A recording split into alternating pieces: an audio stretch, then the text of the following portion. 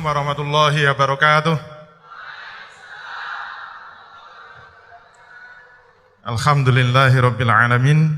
Shalatu wassalamu ala asrofil anbiya'i wal mursalin Sayyidina wa maulana Muhammadin wa ala alihi wa sahbihi ajma'in, amma ba'd. Bapak Ibu dan saudara-saudara sekalian yang dirahmati Allah, alhamdulillah kita bisa dipertemukan oleh Allah Subhanahu wa taala. Saya diminta untuk menyampaikan materi yang sangat berat.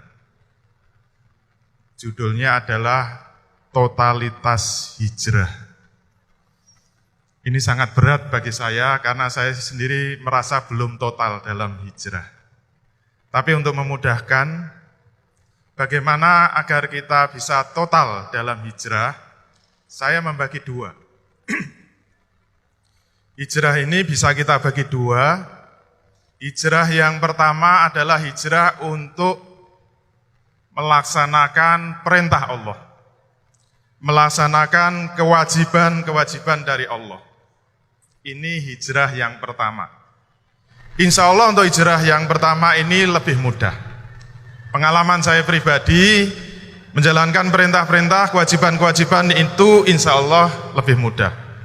Kalau dulu saya tidak pernah sholat, kemudian mau sholat, itu namanya hijrah untuk melaksanakan perintah Allah. Kalau dulu saya tidak pernah puasa, kemudian saya berpuasa, maka itu disebut hijrah karena melaksanakan perintah Allah. Kalau dulu belum pernah membayar zakat, kemudian saya membayar zakat, maka itu disebut hijrah karena melaksanakan perintah Allah. Oke, itu yang pertama, insya Allah mudah. Untuk ibu-ibu biasanya apa?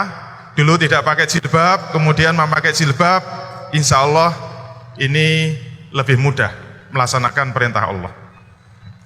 Nah, untuk hijrah yang kedua ini, yaitu meninggalkan apa-apa yang dilarang Allah, meninggalkan apa-apa yang diharamkan oleh Allah. Menurut saya ini berat, dan pengalaman pribadi saya memang berat. Yaitu apa? Meninggalkan apa-apa yang diharamkan oleh Allah, meninggalkan apa-apa yang dilarang oleh Allah. Untuk zaman sekarang ini sangat berat. Kebetulan bidang saya ekonomi Islam. Kenapa saya mengatakan berat? Saya berangkat dari satu hadis. Ini hadis disampaikan Rasul 1400 tahun yang lalu. Kalau kita membaca hadis ini, insya Allah kita akan sangat kaget. Rasul bersabda, ya'ti 'alan nasi zamanun ya'kulunar riba, faman lam ya'kulhu asabahu min ghubarihi. 1400 tahun yang lalu Rasul sudah menyampaikan, ya'ti 'alan nasi zamanun, sungguh akan datang satu masa. Rasul tidak menyebut ini masanya kapan, tahun berapa, abad berapa, tidak disebut dalam hadis ini. Rasul hanya mengatakan sungguh akan datang satu masa di mana semua manusia itu makan riba. Semua manusia makan riba. Rasul mengatakan ya'kulunar riba. Ya'ti 'alan nasi zamanun ya'kulunar riba. Sungguh akan datang satu masa di mana semua manusia makan riba. Terus kelanjutannya bagaimana? Faman lam ya'kulhu, kalau ada yang tidak makan riba, kalau ada yang ngaku-ngaku tidak makan riba, asabahu min ghubarihi. Rasul mengatakan pasti akan terkena debu-debunya riba. Kita tidak tahu yang dimaksud Rasul ini masa kapan. Tapi dengan pengalaman yang saya punya, ya jelek-jelek ini saya sudah keliling-keliling Indonesia. Kemarin terakhir dari Padang, tempatnya Mas Pandu. Di Masjid Jami Tigo Baleh. Betul ya, Tigo Baleh, 13. Itu masjidnya Ustadz akhir zaman. Di Masjid Jami Tigo Baleh itu, kata orang Bukit Tinggi, itu bukan di Padang ya, di Bukit Tinggi, itu seperti Tanah Abangnya Jakarta. Jadi pusat perdagangan. Pusat perdagangan. Dan saya diminta ngisi ya pengajian ba'da subuh. Masya Allah, saya lihat jamaah subuhnya luar biasa. Masjid sebesar itu penuh. Jamaahnya penuh itu. Nah, karena bidang saya itu ekonomi Islam sama. Kemarin juga saya tanyakan. Saya tantang. Jamaah, hei, kan gitu ya biasanya, kayak di TV. Jamaah, hei. Pertanyaannya apa? Siapa di antara Bapak Ibu sekalian yang belum pernah makan riba? Tolong tunjuk jari. Semuanya diam. Saya nggak tahu itu jumlah jamaah berapa, mungkin ribuan. Ada yang lantai bawah, ada yang lantai atas. Saya panggil lagi, jamaah, yeay. Kedua kali, siapa di antara Bapak Ibu sekalian yang belum pernah makan riba? Tolong tunjuk jari. Semua diam. Saya ulangi 3 kali. Siapa di antara Bapak Ibu sekalian yang belum pernah terlibat dengan riba? Tolong tunjuk jari. Ternyata tidak ada yang tunjuk jari. Maknanya apa? Nampaknya yang dimaksud Rasul, di mana akan datang satu zaman, satu masa semua manusia makan riba, itu mungkin masa sekarang kita ini hidup. Nauzubillah min dzalik. Dan insya Allah tidak hanya di Padang. Saya sampai tanya sama takmirnya, ini kebanyakan pedagang? Iya. Ini semua bisnismen? Iya. Semua terlibat riba? Insya Allah hampir 100%. Takmirnya mengatakan begitu. Ya Allah. Di Kalimantan saya juga pernah ngisi di kantor gubernuran. Yang hadir sekitar 500, 250 bapak-bapak, 250 ibu-ibu. Semua pegawai kantoran. Sama saya tanya, Bapak Ibu sekalian siapa yang belum pernah terlibat riba? Tolong tunjuk jari. Diam semua. Di Sulawesi pernah, di Papua juga pernah. Kalau di Jawa memang keluyurannya di Jawa. Kesimpulannya apa? Nampaknya apa yang dimaksud Rasul itu terjadi di masa sekarang ini. Maka sekarang pertanyaannya, ini saya tanyakan lagi di Masjid Tigo Balih tadi. Masjid Jami Tigo Balih. Mas Wandu dari mana? Padangnya ya? Padang kota. Bukan Bukit Tinggi. Pertanyaan kedua saya apa? Bapak Ibu sekalian, saya tahu.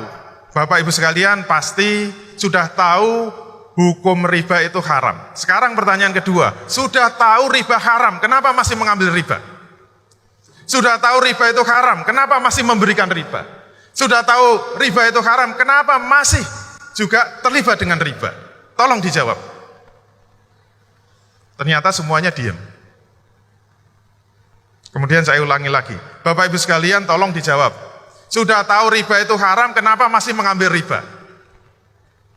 Ternyata diam semua. Ini yang ketiga saya tanya, kalau nggak ada yang jawab saya pulang. Bapak Ibu sekalian sudah tahu riba itu haram, kenapa masih mengambil riba? Baru ada bapak-bapak di depan yang jawab. Kenapa Pak? Saya tahu Pak riba itu haram. Tapi haram-haram sedikit kan nggak apa-apa Pak. Sudah saya duga, mesti jawabannya gitu. Umat Islam sekarang ini, kalau ditakut-takuti dengan riba, diingatkan dengan riba, diperingatkan dengan riba, itu sudah nggak ngefek.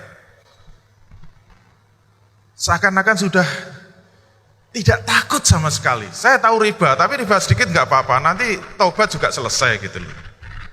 Apalagi dipakai umroh, bersih itu dosanya.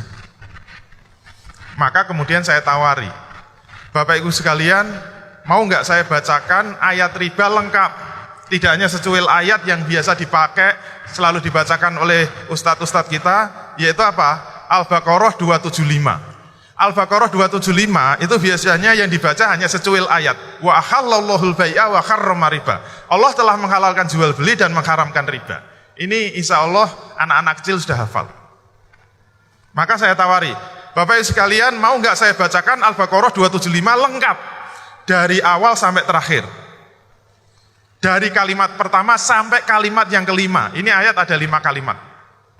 Siap-siap. Wah, semangat sekali. Maklum Bukit Tinggi. Bukit Tinggi itu bukit yang sangat tinggi. Saya ngertinya pokoknya tinggi dan pemandangannya indah. Bapak Ibu sekalian, siap saya bacakan Al-Baqarah 275 lengkap sampai selesai? Siap. Wah, mantap sekali. Maka kemudian saya ingatkan, Bapak Ibu sekalian, ini ayat Al-Baqarah 275, kalau saya baca sampai selesai, insya Allah nanti malam Bapak Ibu sekalian tidak bisa tidur. Kalau ada yang bisa tidur, imannya nggak beres, imannya nggak sempurna.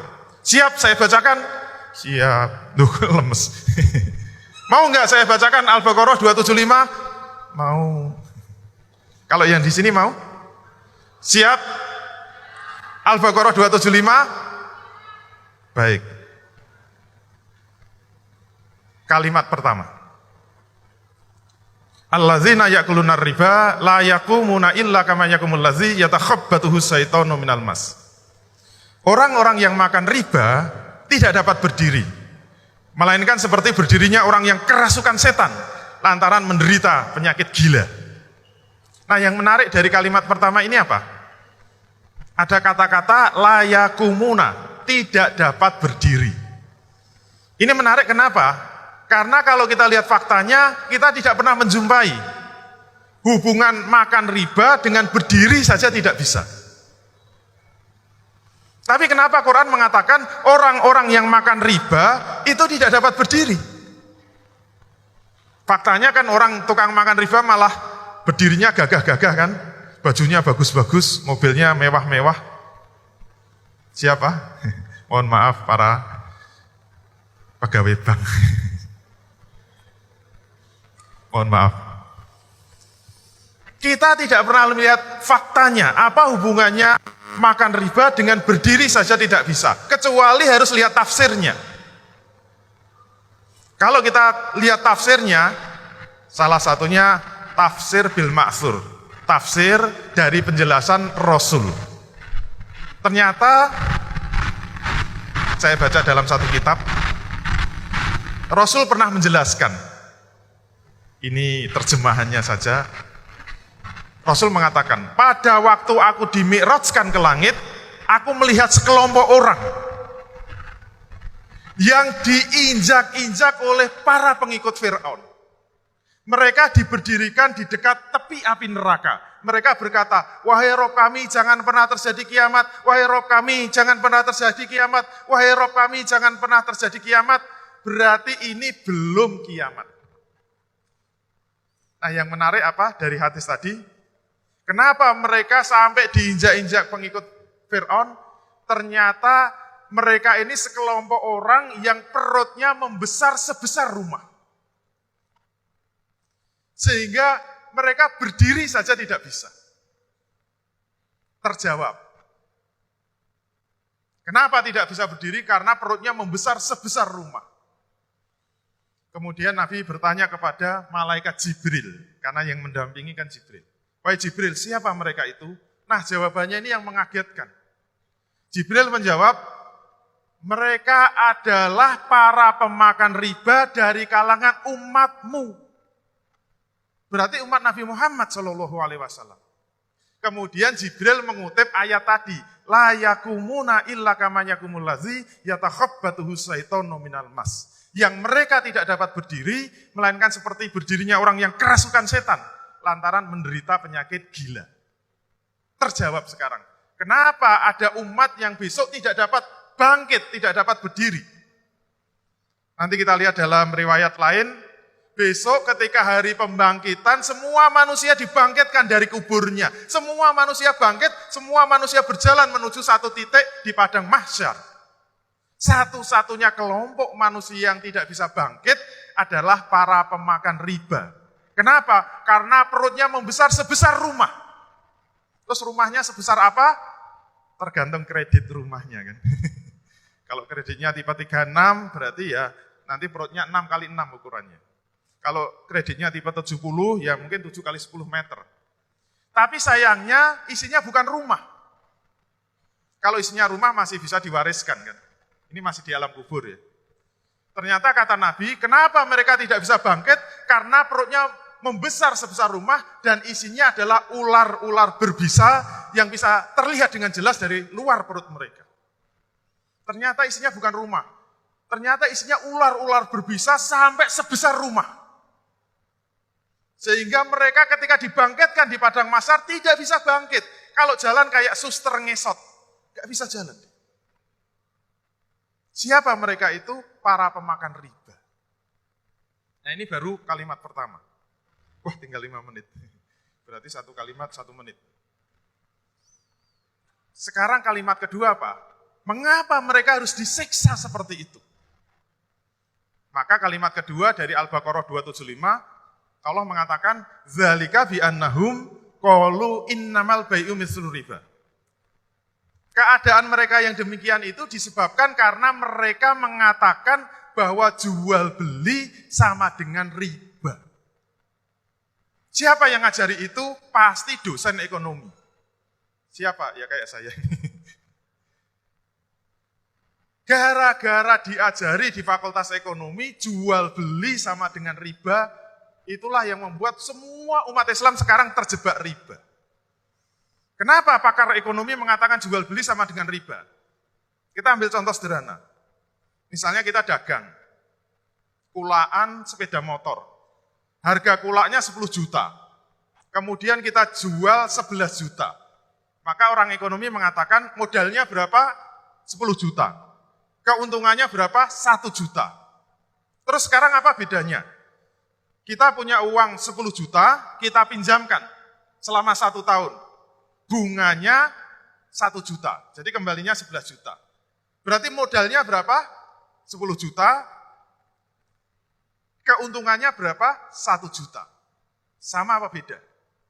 Menurut teori ekonomi, itu disebut sama. Karena apa? Modalnya sama-sama 10 juta, keuntungannya sama-sama 1 juta. Tapi kalimat ketiga dari Quran tegas mengatakan, jadi saya bilang satu-satunya teori ekonomi yang masih mengatakan itu beda, tinggal Quran. Semua pakar ekonomi mengatakan sama. Dikunci dengan kalimat ketiga yaitu apa? Wa ahallallahul bai'a wa harrama riba. Allah telah menghalalkan jual beli dan mengharamkan riba. Ini kalau kita baca dalam bahasa ekonomi apa? Allah menghalalkan jual beli maknanya apa? Allah menghalalkan uang ketemu barang menghasilkan uang. Dan mengharamkan riba maknanya apa? Allah mengharamkan uang ketemu uang menghasilkan uang. Berarti Allah inginnya apa? Kita hanya dibolehkan bisnis di sektor real dan mengharamkan bisnis di sektor non-real. Mungkin kita masih protes. Kenapa riba itu contohnya kok pinjam uang 10 juta, baliknya 11 juta itu disebut riba. Kalau kita ingin tahu riba itu apa, harus dengan penjelasan dari Rasul. Tidak bisa menurut akal kita. Rasul mengatakan, kullu qardin jarra manfaatan fahuwa riba. Setiap utang piutang yang menghasilkan manfaat itu adalah riba. Kalau utang 10 juta, baliknya 10 juta plus 100 ribu manfaat dari utang, itu disebut riba. Bahkan tidak harus uang, ibu-ibu meminjamkan tetangganya 1 juta, dikembalikan 1 juta plus semangkok sayur. Nah itu semangkok sayur riba. Kullu qardin jarra manfaatan fahuwa riba. Setiap utang piutang yang menghasilkan manfaat itu adalah riba. Tegas Allah. Nah yang paling mengerikan apa? Penutup ayatnya. Ini yang saya bilang tadi, yang bikin tidak bisa tidur. Tidak bisa tidur. Siap kelanjutannya? Kita bacakan ya. Faman ja'ahu ma'idzatum mir rabbi fantaha falahu ma salaf wa amruhu ilallah. Barang siapa yang sudah tahu larangan dari Tuhannya, kemudian mau berhenti dari mengambil riba, maka baginya yang sudah lampau dimaafkan oleh Allah. Alhamdulillah. Terus yang menakutkan apanya? Alhamdulillah. Kalau dulu nggak tahu, banyak terlibat riba, sekarang tahu gara-gara ikut Amazing Muharram, kemudian mau berhenti dari mengambil riba, yang lampau-lampau dimaafkan. Yang penting mau tobat, jangan diulangi. Selesai, enak kan? Alhamdulillah. Sudah titik? Belum. Masih koma ternyata. Nah, penutupnya ini yang paling berat. Koma apa? Wa man 'ada fa ulaika ashabun nar hum fiha khalidun. Penutupnya yang paling menakutkan. Wa man 'ada, barang siapa yang mengulangi lagi. Sudah tahu itu haram, mengulangi lagi mengambil riba, fa ulaika ashabun nar, mereka adalah penghuni-penghuni neraka, hum fiha khalidun, dan mereka akan kekal di dalamnya. Pas di Padang kemarin saya tanya, Ibu-ibu sekalian sudah sholat 5 waktu? Sudah. Tiap hari sudah sholat 5 waktu? Sudah. Sekarang saya ingin tanya, untuk apa Bapak Ibu-ibu sekalian sudah sholat 5 waktu, tapi masih mengulang-ulang mengambil riba, tempatnya neraka dan akan kekal di dalam. Saya lihat ibu-ibu pada nangis. Bapak-bapaknya juga saya tantang. Bapak-bapak kalau Ramadan sudah puasa Ramadan, sudah. Tiap Ramadan puasa Ramadan, sudah. Tiap tahun puasa Ramadan, sudah. Sekarang juga ingin saya tanyakan. Untuk apa tiap tahun puasa Ramadan, tapi masih mengulang-ulang mengambil riba, tempatnya neraka dan akan kekal di dalam. Bahkan saya tantang, sudah ada yang naik haji? Wah, hampir semua tunjuk jari. Sudah pada naik haji? Sudah. Sekarang saya ingin tanya juga. Untuk apa sudah naik haji, bahkan bolak-balik haji, bahkan bolak-balik umroh. Pulang haji masih mengulang-ulang mengambil riba. Pulang umroh masih mengulang-ulang mengambil riba. Mereka itu penghuni-penghuni neraka dan akan kekal di dalam. Masuk neraka selama-lamanya. Siap? Nauzubillah min dzalik. Siap? Masuk neraka selama-lamanya? Kalau enggak siap, caranya bertobat bagaimana? Loncat Al-Baqarah 279. Sudah habis. Ya. Penutupnya Al-Baqarah 279. Ini syarat tobat. Wa in tubtum falakum ru'usu amwalikum la tazlimuna wa la tuzlamun. Jika kamu ingin bertobat dari mengambil riba, maka bagimu adalah pokok hartamu. Ini sekaligus memberi makna yang disebut riba itu setiap tambahan dari pokok hutang.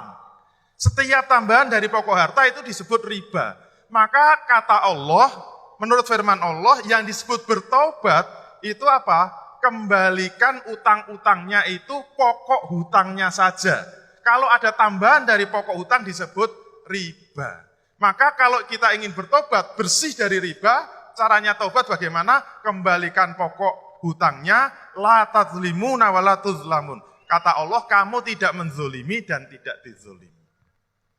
Semoga kita semua termasuk manusia yang benar-benar siap untuk hijrah, baik siap hijrah untuk melaksanakan perintah-perintah Allah, dan juga siap hijrah untuk meninggalkan semua larangan-larangan Allah. Itulah yang disebut kalau pas khutbah Jumat, manusia yang bertakwa.